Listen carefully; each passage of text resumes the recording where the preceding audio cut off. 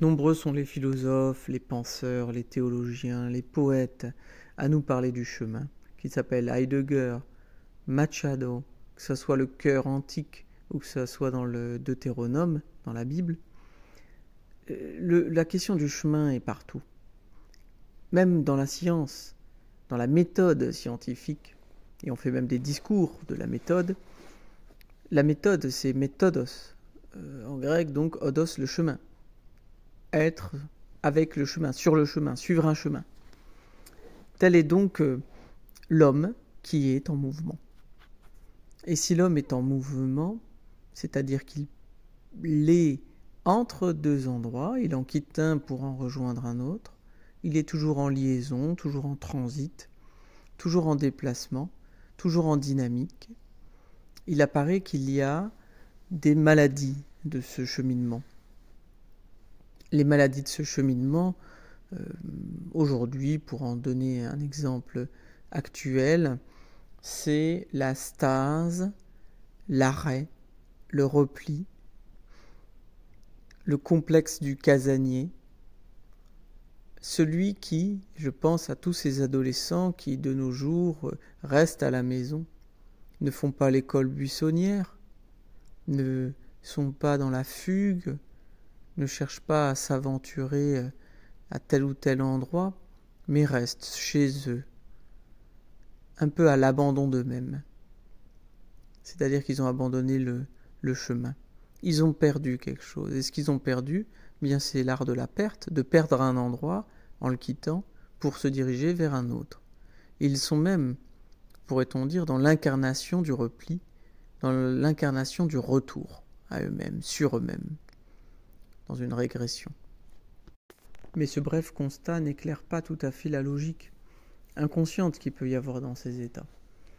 Pour cela, il faut en revenir à Freud, à son interprétation des rêves, à ce livre de 1900, où Freud nous montre bien sûr que l'être humain cherche un horizon, il cherche à s'inscrire dans un devenir, il n'est pas là où il a à devenir, etc.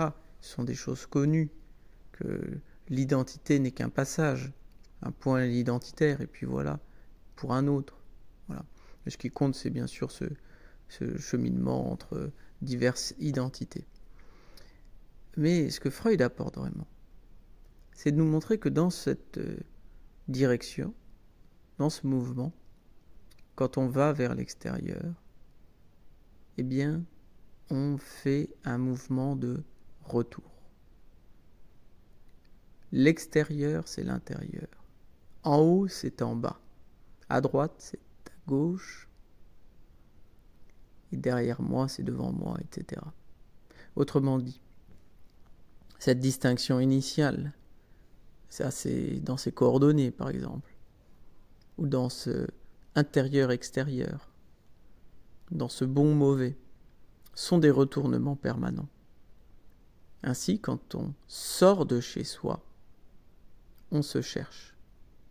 On répond à, comme disent certains, un appel pour soi. Et quand on cherche en soi, on cherche aussi l'extérieur. Donc c'est un mouvement permanent de renversement, d'aller-retour. Le problème des états que j'ai décrits succinctement pour ces adolescents, c'est que eux ne font plus l'aller-retour. Comme je le disais, ils incarnent le seul mouvement de retour sans son envers qui est le départ. Et donc ce sont des enfants qui sont toujours aimantés par une dynamique d'introversion.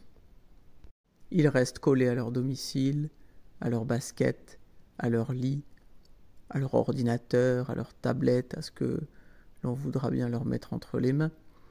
Et ils ne connaissent plus d'autre que ce même, cette répétition du même.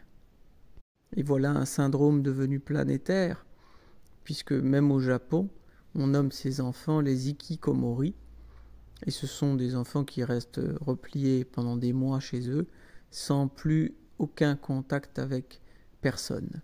En France, le phénomène est moins accentué, mais des cas de plus en plus nombreux apparaissent d'enfants qui demeurent à domicile et qui semblent se contenter d'un rapport minimal avec le monde, tant ils semblent avoir trouvé une homéostase dans ce retour permanent, dans cet accrochage au retour et dans la casse de la dynamique vitale qui peut en effet leur donner des nouvelles fraîches d'eux-mêmes par la sortie d'eux-mêmes.